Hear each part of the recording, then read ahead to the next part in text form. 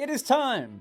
It is time for another news roundup, ladies and gentlemen. Welcome to another video that is probably going to be long because we're getting into many stories, of which are timestamped. They're timestamped in the description, they're timestamped on the video bar if you want to flick around, but I recommend watching the whole video to stay up to date with all of my takes. So starting off today, we need to dive into the Superman official trailer, to the point of where I wouldn't be surprised if you see a future Boba in this video. And I say that because we're starting off with a new billboard in New York revealing when we're getting the official trailer for Superman. Saying, New York, look up, you see David Corenswet Superman flying like that. It looks like in a couple of clips that they've masked Superman flying from that fortress scene where he does that little flip, that little rotation into the clouds. I don't know. Either way, I don't think these are actually scenes from the actual trailer itself, but it's great news after James Gunn recently teasing over on Threads to various people that the trailer, is coming soon. People like blink twice if the trailer is ready, and he's been posting emoji reactions. We've been hearing from scoopers that the trailer should be releasing this week, and now it's been revealed that it's Wednesday. So the reason why I said future Boba could be appearing is because now that the marketing is rolling out on billboards like this to hype people up for the official trailer on Wednesday, I somewhat expect a similar thing, and we went over this last time with the hindsight of why we didn't get the Superman trailer on Superman Day. A lot of us were then starting to think, wait, surely there would maybe be a countdown, another somewhat hype-up thing, like what they did with the teaser trailer in December. So you might see me return. I mean, I don't know. You might see me return in this video, as per the blessing and curse on this channel, because I film this hours and hours and hours in advance. But you might see me return covering a similar thing. Maybe they're going to do another countdown, a teaser, for the teaser of the official trailer kind of thing. But I do expect more marketing things like this to not just be unique to billboards, but also online. All right, so first future Boba appearance here, we have a new ad for Superman in collaboration with Milk-Bone, which obviously is, I don't know, dog treats or something like that. So it's very Krypto heavy. This is like just a little facet of the marketing blitz that's going to begin with all kinds of new footage. We're not even talking like trailers, TV spots and stuff, but we're talking like brand collaborations like this. So you have familiar footage, but then you get to see footage, literally footage in motion of Krypto being fed treats from Mr. Terrific on the street. And I remember covering this, and a lot of you probably remember this as well, where it looks like he's trying to get him to take off, and he really is. He's throwing the treat up. You can see Krypto jumping up and down. But we know, well, we don't know, it's speculation, but this scene might end with Krypto heat visioning Mr. Terrific in the foot, which is why he ends up with a bandage on the foot. And then the next piece of new footage for the Milk-Bone ad is Superman waking up in this bedroom here. And he's kind of just coming to, and Krypto is right in his face. Like, come on, come play with me. Take me out on a walk. He's literally head right up to his face. And I think this could be Clark back at the Kent farm in his old bedroom. I could be wrong about that.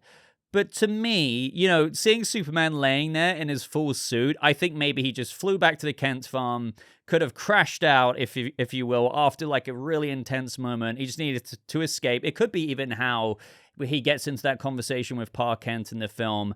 And you just see Krypto adorably there laying on Clark's chest. Now, the symbol, it's probably just the lighting. It looks like really yellow there, like washed out. Maybe it's slightly cleaned up after it being burned by the kaiju, and so a bit of the color is faded. I don't know. But either way, it's just a little minuscule taste of new footage to come. And this is all from a bloody Milk-Bone ad. And it's just great seeing just the slightest new footage before Wednesday. This could be the first of a few future Boba appearances. If I do miss something, by the way, by the time I publish this video, just know, obviously, I will cover whatever is new in videos to come. Or just Wednesday, when the trailer releases.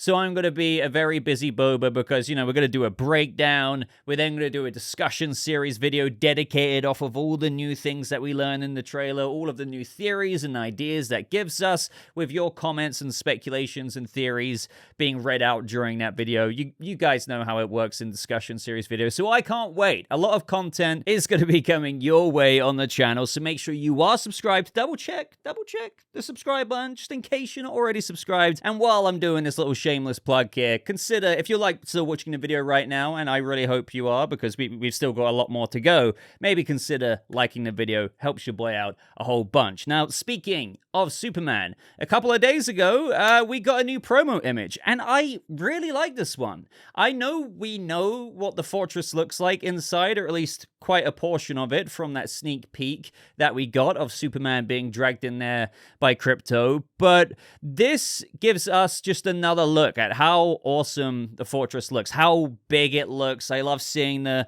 other fortress robots charging up in the background there, and you see these computers. They look like very analogy, 1930s, 40s computers, but I assume it's Kryptonian tech. I mean, I know we've got the Kryptonian console with crystals in it that we see from the behind the scenes look where Luthor's gone right up to it, the sneak peek, of course, but those look like proper old computers. Now, I think this could be a little snippet picture from the CinemaCon footage that we didn't get to see. But I can't wait to see more of the fortress in the official trailer on Wednesday. Let me know what you think of this little extra snippet promo still here from Screen Rant.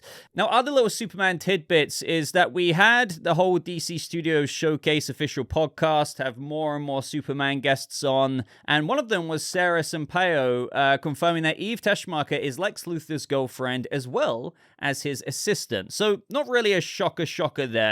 But she says, so yeah, Lex just wants to take down Superman, and I'm just happy that my boyfriend is rich. Now, I do remember there being that rumor that she might also be an influencer, which could come into play in the movie, especially with the whole super shit kind of rumors being a social media potential backlash, which, is already hinted at in the trailers with the public turning on Superman with whatever Luthor's got up to there with, I don't know, spreading something around that he's done wrong. But not really a surprising role for Eve Teschmacher in the movie. But speaking of the DC Studios Showcase podcast, we had this user saying, are you going to be on the podcast soon to James Gunn? And he said yes. So, with that being said, we might get quite a few goodies coming out of that whole episode, of which I will be breaking down on the channel. I'm going to make sure I listen to that. Now, other little tidbits before we move on here. A lot of people have been asking me about some of the toys that have been getting out there a bit because of the powers that we see Superman use. Now, I've talked about this in a couple of live streams, but obviously not everyone can join my live streams. And one of the most frequent comments I've got on videos is, hey, Boba, did you see the Superman, ice powers thing? What do you think of that? And I do think it's awesome. So basically what you're seeing on screen here is there's a toy where Superman has these ice kind of gloves, like boxing gloves, if you will. It's like he uses his cold breath on his hands, and then he can punch with ice hands. And that is a really cool, creative way of Superman using his powers. In that, if you saw a new iteration of Superman, you would want to see cool new things with powers that we've seen 1,000 times before in different Superman iterations. And that would be one that I feel like I haven't really seen before. Now, having said that, a lot of toys like this do take a lot of creative license with, okay, we've got the license, let's just kind of use the powers that we know Superman has to implement into toys, even though it's not in the movie. That happens a lot, whether it's DC toys, Marvel toys, even for movie toys. I saw people using examples of a Spider-Man suit that was completely blue. Official merchandise for, I can't remember which movie it was, but there was no blue suit in it. So you get the idea. However, I would love to see this. Now, for a second I was like, but what would that be useful for? Because Superman, if he just punches with the ice, this is a bit of my nitpicky brain. If he punches with ice gauntlets, surely they'll just break. But then again, you could argue, well, his cold breath is alien cold breath, so the ice would be extra strong. I don't know, but I guess another thing is that he could be using these ice powers on his hands, so when he's flying towards the kaiju's flame breath, he wants to kind of shield his face. I mean, I'm sure Superman wouldn't get too wounded by, the fire coming at him, but it's still a bit of an inconvenience, so he could shield himself with ice hands as to kind of deflect the fire a little bit. But that's me reaching with ideas as to how these powers shown in this toy could be implemented in the movie. But we also have another look at the Hammer of Boravia here, as well as Guy Gardner's Green Lantern. But the Hammer of Boravia is the other standout, and where he's wielding bloody battle axes. So again, I don't know if this character is secretly Lex under the suit, or secretly Ultraman under that suit before he gets into the black suit. Either way, bro's dual-wielding battle axes. This is something that I could maybe imagine in the movie. I don't know where he would be hiding them, because we haven't seen that. Well, to be fair, we've only seen one shot of him in the behind the scenes. So maybe in the official trailer on Wednesday, we could see some battle axe level action, Hammer of Boravia versus Superman, to, create that headline that we saw in a newspaper. Hammer of Boravia causes havoc downtown. Now, up next is a story that has kind of been given some new life recently, because we've all known that James Gunn has been writing something new, something he's super excited about, as he said in different quotes out there over the past couple of months or so. And this got brought up again because we had a user on Thread saying, "You're writing your next film now," and Gunn said, "Pre-writing, tooling around, I'm deep in finishing Superman and Peacemaker." And another user said, "Is the film you're writing one that is already announced or something new?" And he says, "No." So we kind of already knew this information, but I saw this making the rounds a lot. And I was kind of like, but why? Like, we've already kind of talked about this before. And I think it's because of the speculation as to what this movie could be. So number one is really what everyone has been saying for a while. What if he's making a world's finest movie, somewhat as a sequel to Superman if it does well kind of thing, a way to bring in Batman, possibly even before Brave and the Bold, or maybe to come out after Brave and the Bold. But I said back then in my coverage of when we first learned about Gunn writing a new project, one that he's so excited to be working on, he's having an absolute blast with, that a lot of people aren't thinking about how there could be another project that is under everyone's nose that seems just as natural of a suggestion than even maybe more than that of Brave and the Bold. And that is a possible Justice League International-esque kind of project or movie. And the reason why I think this has popped up again is because of the Peacemaker Season 2 trailer showing that scene at the very beginning where Peacemaker goes for an interview because the Lord Tech superhero team are recruiting for a new member or new members. And they've been obviously doing multiple interviews because at that point you can tell that they're tuning out of Peacemaker's interview. Guy Gardner's like, how many more of these have we got? So they're interviewing people with powers or who have been known to do superhero business like Peacemaker. So you can see why now people are like, oh, well, if, and this is the big question, right? If this scene is set after Superman and Lord Tech is still hiring new people, well, maybe Gunn's next project is related to this because, Maxwell Lord in the comics runs the Justice League International with all of these members that you're seeing on screen right now, and it is basically a project that you can easily imagine Gunn doing. It's more comedic, lighthearted. Not that it doesn't have serious moments in it. I mean, you have bloody Batman in there, and some interesting things happen with him. And it's just basically a project. I said a couple of months ago, whenever I first suggested this, alongside some other people, by the way, I wasn't the only one saying this. It's just most people were saying, a world's finest. But, under the hood of that is like, but what about this? Now a lot of people are saying this.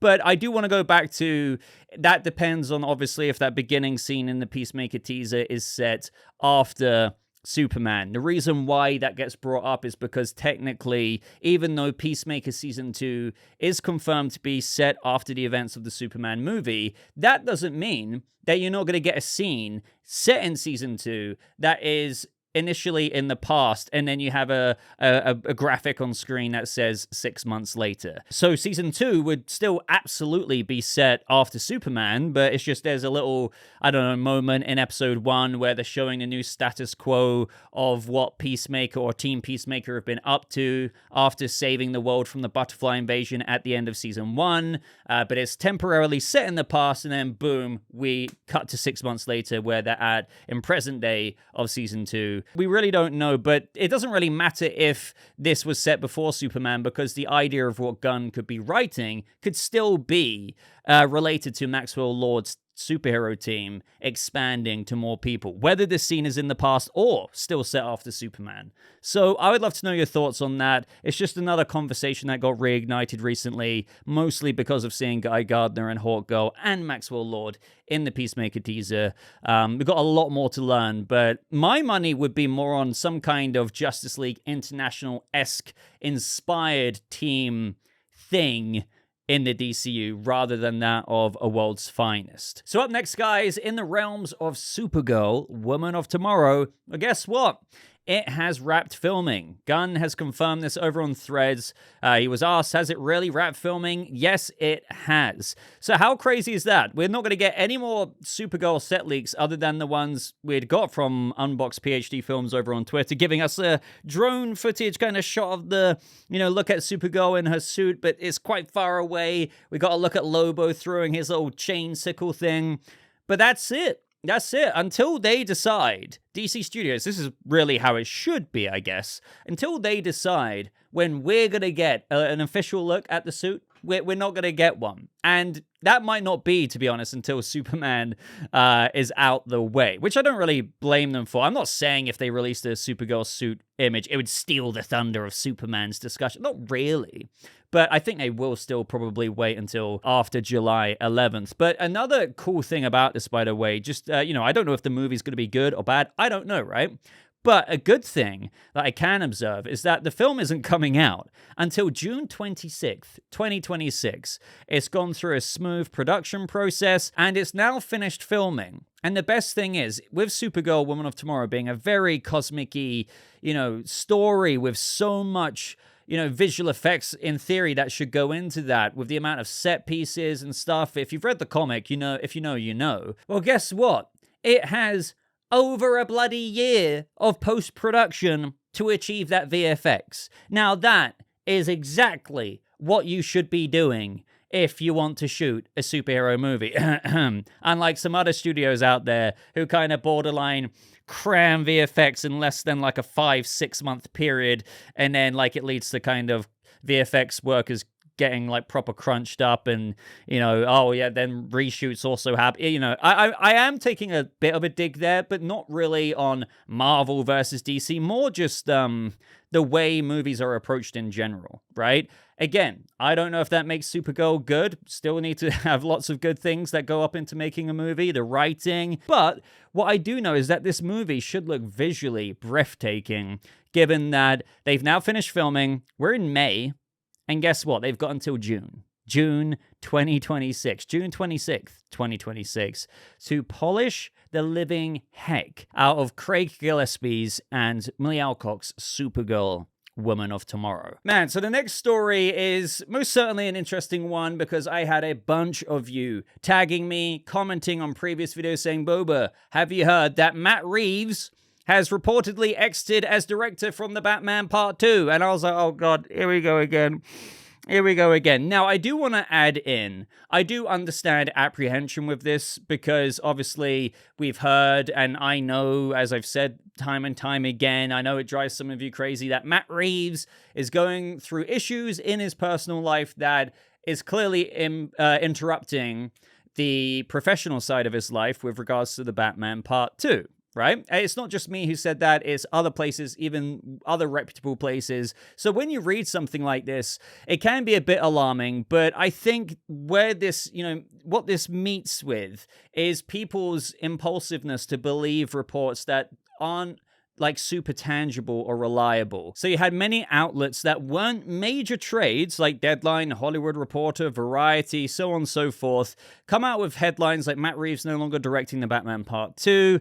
I haven't really heard of this place. Not that that means that then they don't do good work, but again, it's a bit like, okay, so what are they saying? Oh, according to a newly released listing from Production Weekly, and I like, oh god, Production Weekly isn't exactly the most reliable source. Having said that, to kind of contradict myself, it can have reliable information. This is what I've often said is comparable to IMDb. You can often have fake listings on there from fake castings, actors attached to castings, but also you actually have legitimate agents and managers adding their said actors and clients on as said casting and said crew role in the movie. So it's a bit of an iffy thing to trust. Now on this Production Weekly listing, you had all of this stuff that Matt Reeves' The Batman Part 2 is actually looking to shoot March 2026, something that I have said on the channel wouldn't be surprising to me. More on that in a minute. It's got producers like Matt Reeves himself, James Gunn, Peter Safran, it's under DC Studios, all of that checks out, but no director attached. And so all the outlets were writing headlines like this, and then people were munching it up and like, oh god, it's cooked, it's not happening. So basically, long story long, we had a user ask James Gunn, they're saying, is Matt Reeves still directing the Batman Part 2? And he said, yes. Huh? As in, like, where are you getting this from? Why are you questioning this? So if Gunn is saying Matt Reeves, as it stands, is directing it still, he's directing it still. Now, what I will say to people who were doubting it, and I want to really stress it's understandably so, because there's a lot of apprehension, things up in the air with this movie, especially the context, even without knowing the in details context as to what Matt Reeves is going through, just knowing that he's going through something fairly serious could mean to people like, okay, it wouldn't be out of this world to imagine that he might step away and they might find another director. And that's something I've spoken about in live streams. Even though Gunn is saying that, yes, thus debunking these reports that he's left the project because of that Production Weekly listing. Yes, he's still directing, but I will say it just wouldn't surprise me if Matt Reeves did actually step away from the project, but they still pursued the Batman Part 2. And that wouldn't actually mega concern. Obviously, I would like Matt Reeves to direct it, but to entertain this whole subject here, it wouldn't be massively concerning to me because A, Matt Reeves would still have written the movie. They'd still get the same people to work on it who worked on it the first time, like Greg Fraser for the cinematography, everything like that, right? They would find a director they're comfortable with. Also, I feel like Matt Reeves, being the workaholic he is, despite what he's got going on in his personal life, that doesn't mean he can't be available to review dailies, working from home, so to speak, being on Zoom calls, phone calls with the director, notes, all of this stuff. I still feel like he'd be very closely collaborating with the process as it would be shooting. It would still have Matt Reeves' DNA because he wrote the bloody thing and it would be shot and everything in the same way. Like, I'm not saying a director isn't important, but I'm just saying I have a lot of confidence that if, because of Matt Reeves' personal thing, if they did choose to still pursue the Batman Part 2 with another director, that I would feel quite confident about it. Case in point with even things like The Penguin. The Penguin still felt very Batverse Matt Reeves DNA. He was obviously very heavily involved in that, handled by Lauren LaFranc, and it just, you see where I'm going with this.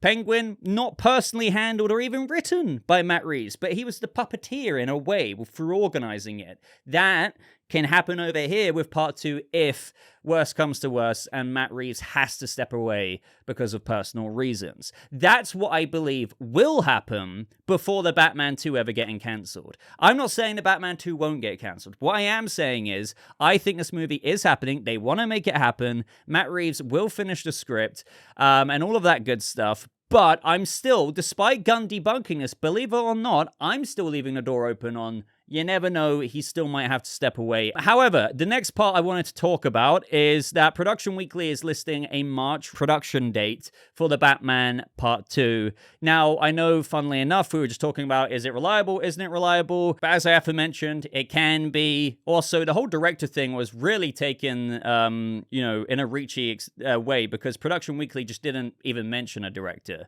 That doesn't mean they said Matt Reeves isn't director. They just didn't mention it, but they had all these other production details. So focusing on that, they say status, March 2026. The reason why March 2026 is a realistic date is because of everything that we have to take into account. The script is still not officially been announced to have been done. That there's still wiggle room for that, as I said. The whole original production date that we heard of that Matt Reeves and Robert Pattinson mentioned was hopefully we'll start shooting at the end of this year. End of this year, latest, wouldn't be December because, you know, what's the point in stopping production to just resume that? You know, you may as well start in November. So if we take 5 months off of November, that takes us back till now, June-ish, July-ish at most. Such as June, July, August, September, October, November. But you can do pre-production preparation in 5 months if you really push it, right? So Matt Reeves still technically has time to do the script, finish it, enter pre-production for 5 months, then we're in November, they can start shooting. But since things are a bit crammed,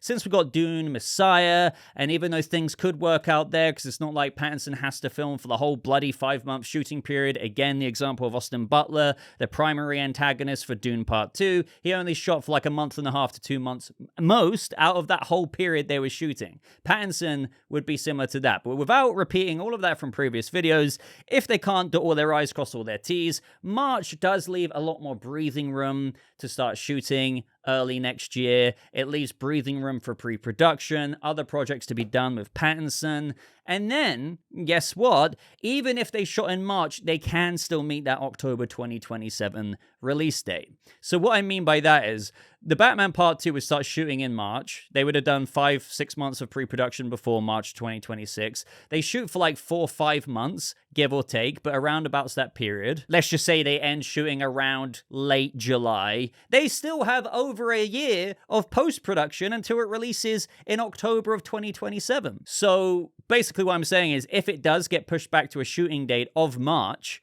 2026, don't freak out. That, if anything, makes more sense to me as to why the release date was all the way in October 2027. Because we had way more than enough time to shoot the movie and everything, and then post-production, edit the movie and all of that good stuff with VFX. March, though, is more like an appropriate timeline. It's like March, shoot for 5 months, have over a year of post-production, and still have some spare change until the movie releases a couple of months after that. So, yeah. Those are my predictions and stuff that we're dealing with right now with the Batman Part 2. Gunn debunked Matt Reeves not being attached as a director. I wanted to leave the door open with how there could still be another director coming in that Matt Reeves would work closely with, and why I still have confidence if that does turn out to be true due to Matt Reeves' personal life.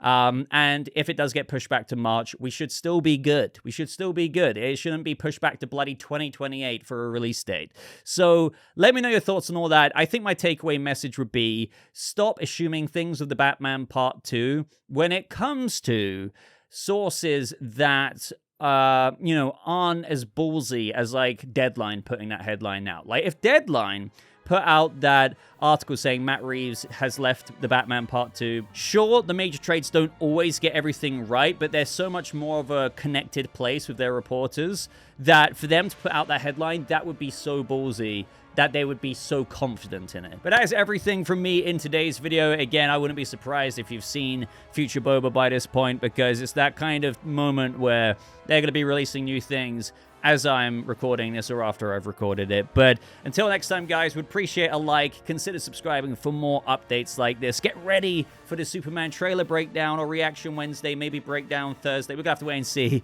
But I'll see you all in the next video. Goodbye.